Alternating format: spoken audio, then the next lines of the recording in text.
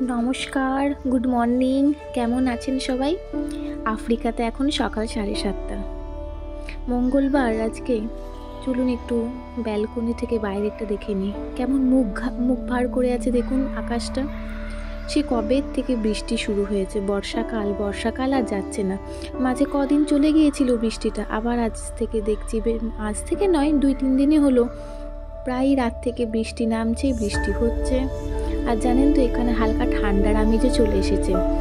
ভোরের দিকটা আর রাতের দিকটা বেশ ঠান্ডা লাগছে। আর এই যে আমার সুন্দরী ব্যালকনির থেকে উঁকি মারছে বাইরের দিকে।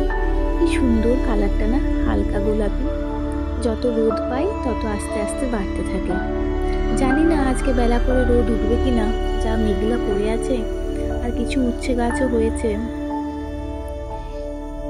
উচ্ছে কখন হবে জানি না, তবে হয়েছে বেশ নিজের মতন করে। আজকের ওয়েদারটা খুব সুন্দর, হালকা ঠান্ডা হাওয়াও আসছে।